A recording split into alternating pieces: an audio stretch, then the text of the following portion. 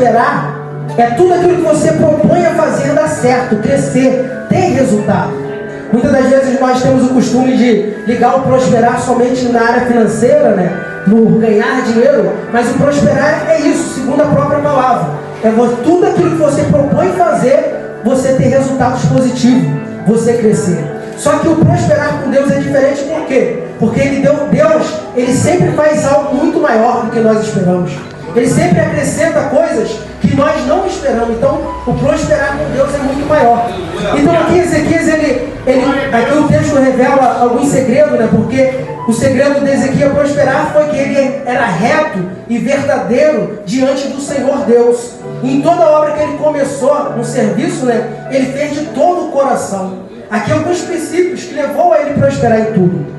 Porém, só que analisando toda a história, se você ler do capítulo 30 até o capítulo 32, você vai descobrir um outro segredo na vida do rei Ezequias, que era que ele entendia muito bem o poder da oração.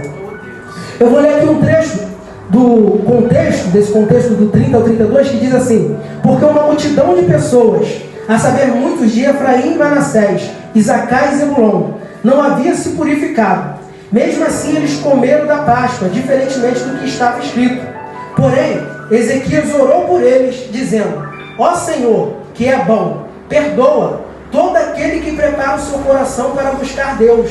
O Senhor vai ter o que você está buscando. De repente você está buscando pela vida de alguém, e a tua oração tem poder para levar o toque de Jesus Cristo a esta pessoa, e ela ser curada de qualquer enfermidade que ela tiver. Porque a oração, ela tem o poder de levar cura para o teu próximo. Aleluia, glória a Deus. Isso aqui é muito forte, irmãos. Só que o contexto vai continuar dizendo que, por Ezequias optar em estabelecer a adoração do povo com Deus, ele vai ficar com o exército um pouco fraco. E vai se levantar o exército inimigo da Assíria, liderado pelo rei Senaqueribe, e o rei vai começar a cercar a cidade. E quando o rei cerca a cidade, Ezequias ele começa a trabalhar para tentar se proteger, mesmo com o pouco exército que ele tem.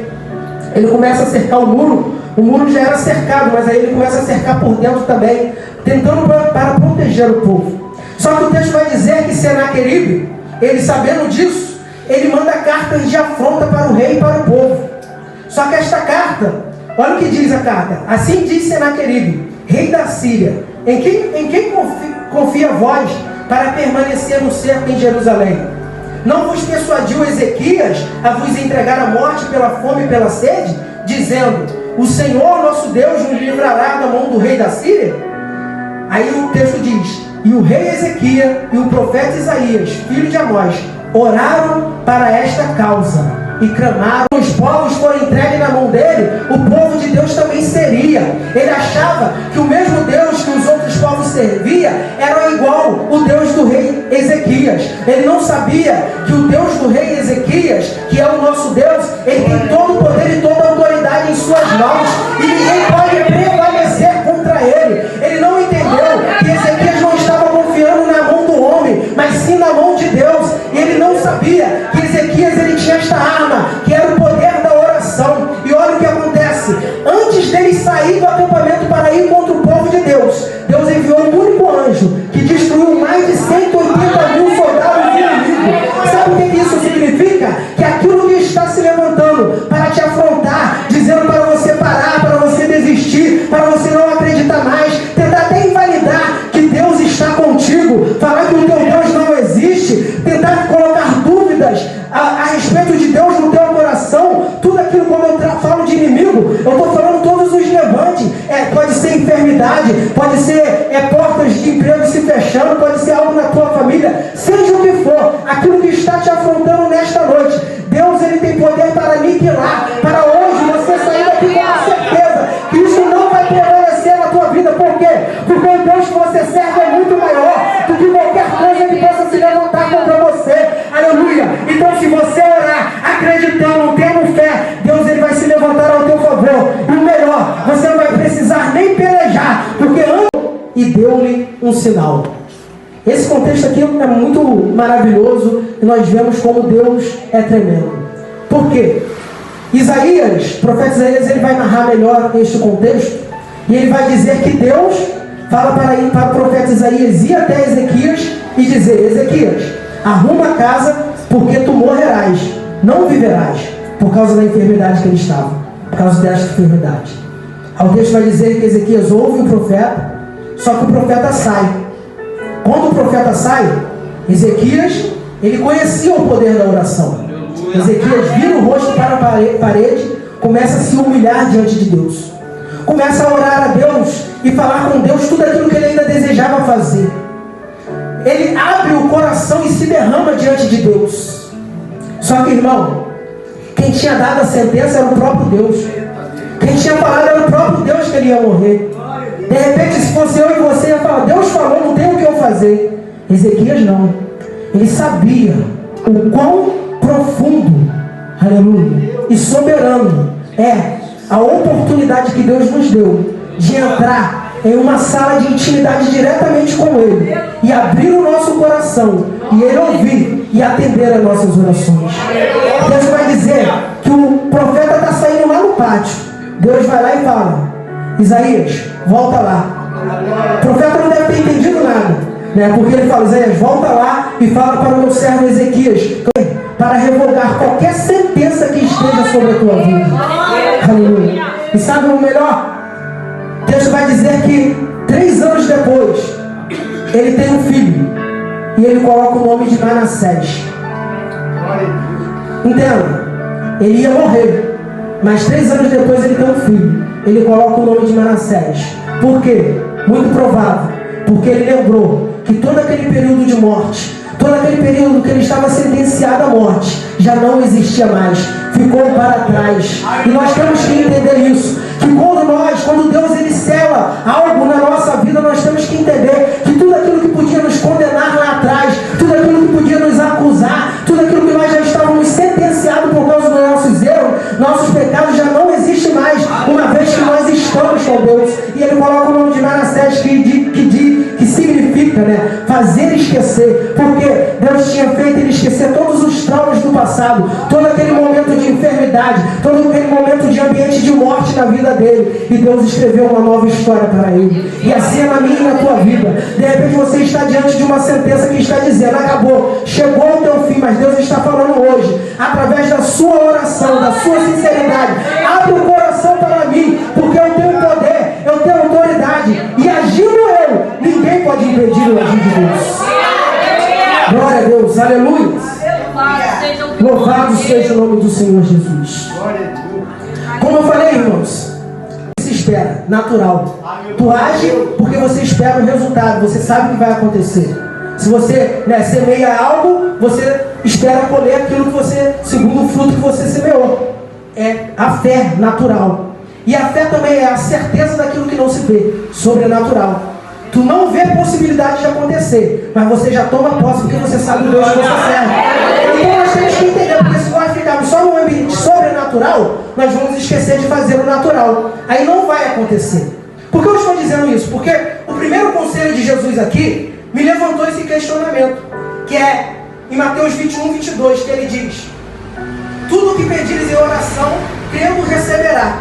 E porque muitas das pessoas ora e não recebem.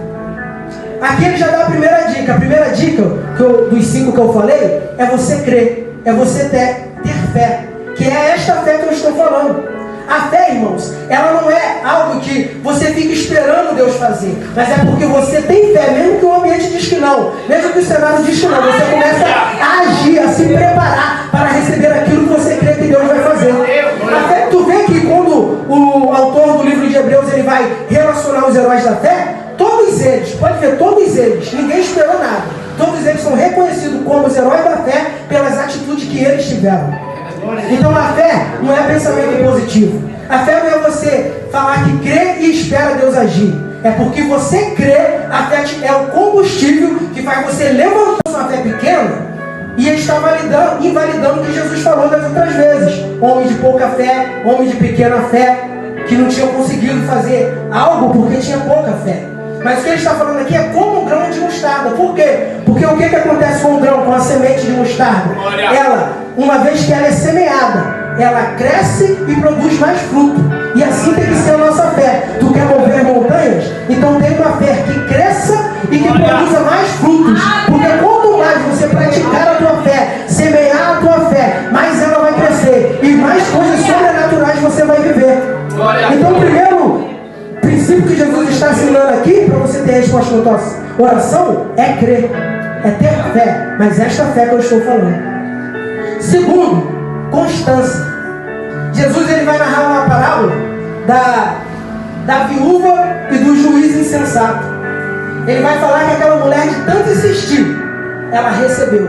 E ele vai dizer, porventura, o seu pai também não vai te conceder se você for constante, se você não cessar, se você continuar orando.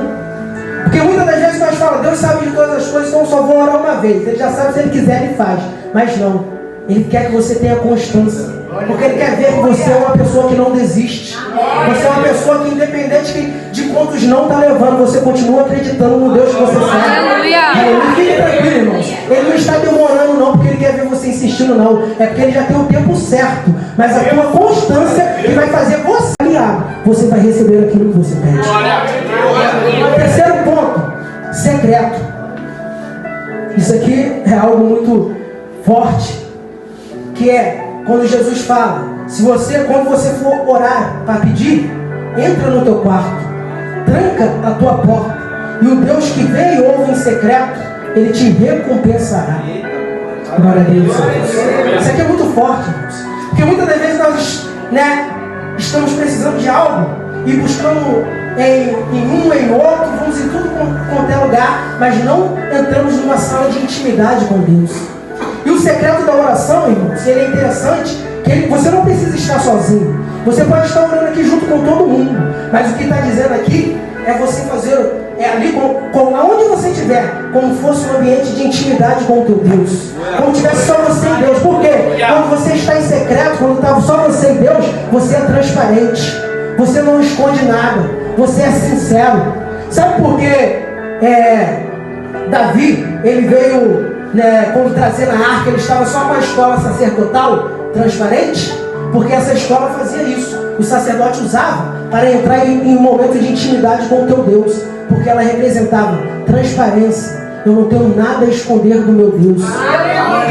E é isso que Deus ele quer. Ele sabe de todas as coisas, mas quando nós reconhecemos isso e somos transparentes com Deus, sinceros com Ele, isso agrada o coração de Deus e move a sua mão ao nosso favor.